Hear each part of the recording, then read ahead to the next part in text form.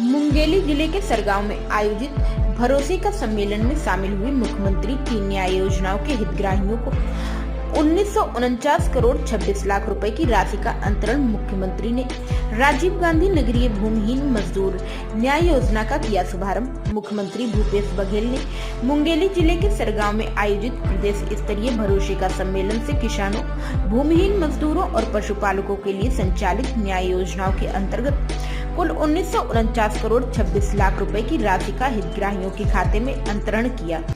साथ ही मुख्यमंत्री ने राजीव गांधी नगरीय भूमिहीन कृषि मजदूर न्याय योजना का भी शुभारंभ किया तथा बेरोजगारी बाई IT योजना के लिए वेब पोर्टल का लोकार्पण और छत्तीसगढ़ सामाजिक आर्थिक सर्वेक्षण 2023 का एप्लीकेशन लॉन्च किया। Mahatma Gandhi rural industrial park योजना के तहत ग्रामीण युवाओं में उद्यमिता को प्रोत्साहित करने के उद्देश्य से प्रदेश के विभिन्न स्थानों में नवनिर्मित 278 मल्टी एक्टिविटी सेंटरों का शुभारंभ भी मुख्यमंत्री ने किया।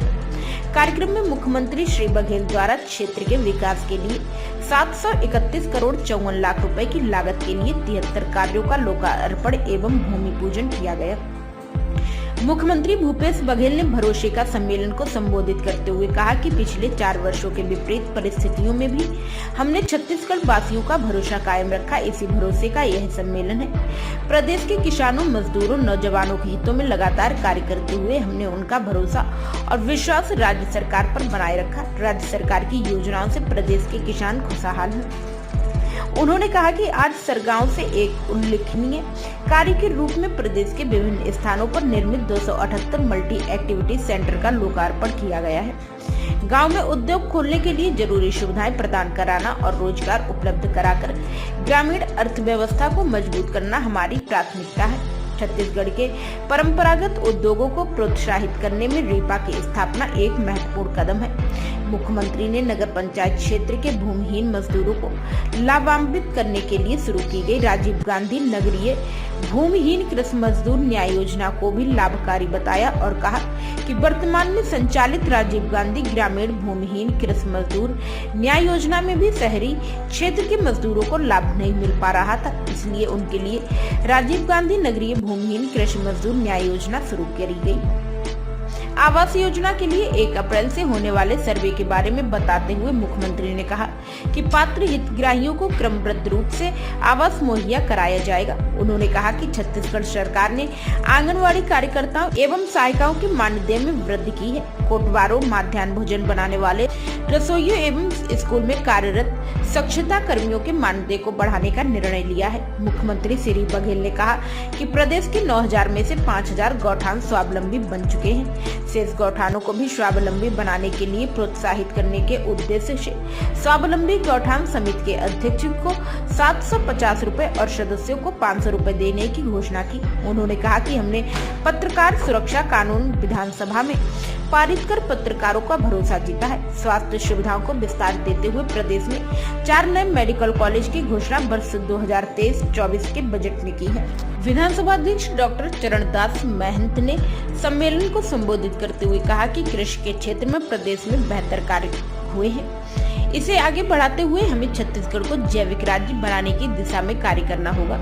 भूपेश है तो भरोसा है, ये केवल किसानों का नारा नहीं बल्कि सामूहिक रूप से छत्तीसगढ़ की पूरी जनता का नारा है। कृषि मंत्री श्री रविंद्र चौबे ने सम्मेलन को संबोधित करते हुए कहा कि छत्तीसगढ़ में किसानों की मदद करने वाला मुख्यमंत्री है, इसलिए लगातार किसानों के हित में निर्णय लिए जा रहे हैं। 15 कुंटल से बढ़कर 20 कुंटल प्रति एकड़ धान खरीदने की घोषणा भी किसानों के लिए मददगार होगी। मंत्री श्री चौबे ने कहा कि यह प्रसन्नता की बात है कि आज छत्तीसगढ़ के किसान सबसे खुशहाल किसान हैं।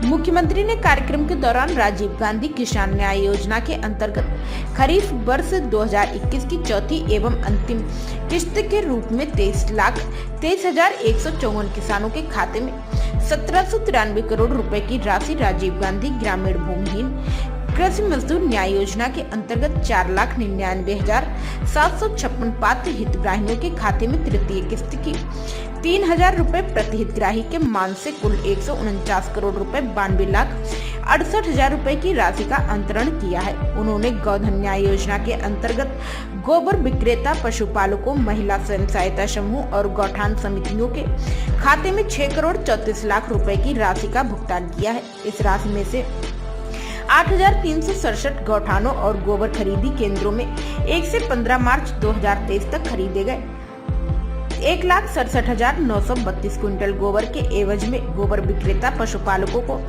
3 करोड़ 68 लाख रुपए लाभांश राशि के रूप में स्वयं सहायता समूह को 1 करोड़ 8 लाख रुपए तथा गौठान समितियों को 1 करोड़ 58 लाख रुपए की राशि का भुगतान किया गया।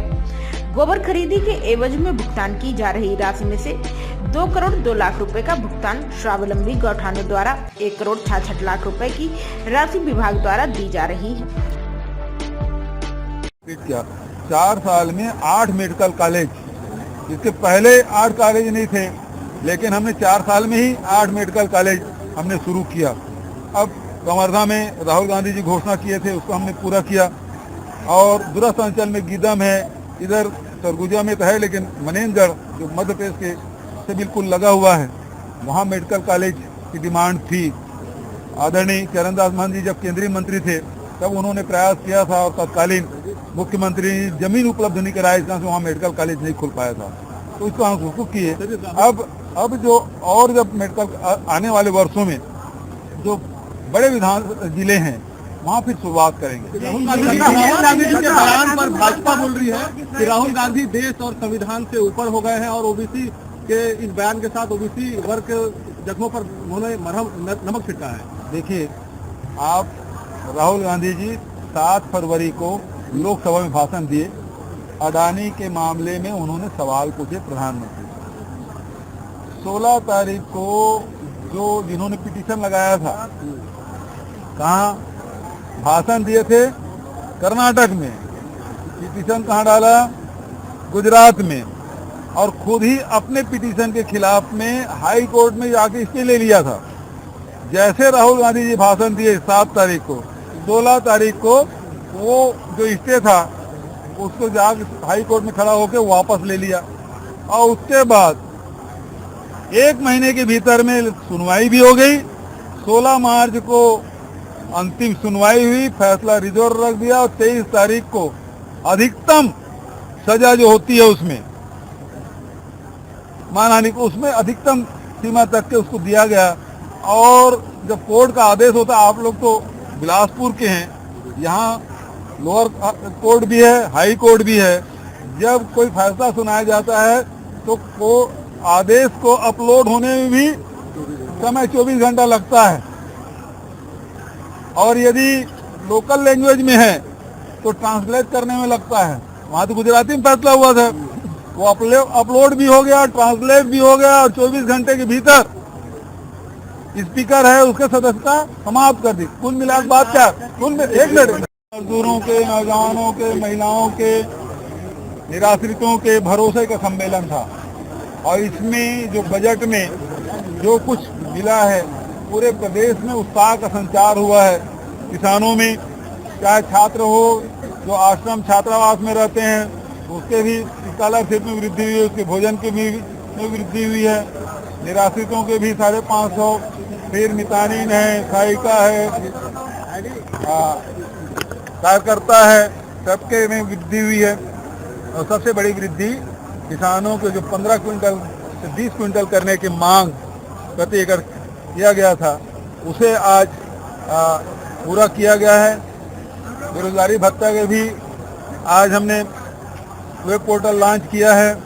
और सर्वे का भी जो आर्थिक रूप से, सामाजिक रूप से कमजोर लोग हैं, उसके भी आज शुरुआत हुई है। उसके साथ साथ रीपा के भी हमने लोकार्पण किया है विभिन्न जिलों में। करीब छत्तीसगढ़ में 322 हमने पहले कर दिया था, बचत का लोकार्पण आज किया गया है। करीब यहाँ भी 7 कितना 100 करोड़ 600 करोड़ नहीं, यहाँ ये उद्घाटन 600 करोड़ का यहाँ भी मुंगेली जिले में लोकार्पण 555 करोड़ का शिलान्यास और लोकार्पण किया गया। ये आज राहुल जी के बारे में देखिए, राहुल जी ने आज प्रेस कॉन्फ्रेंस किया था और उसमें अशोक गहलोत जी, और मुझे भी उस बहस में प्रेस कॉन्फ्रेंस में उपस्थित होने का निर्देश था, मैं भी गया था।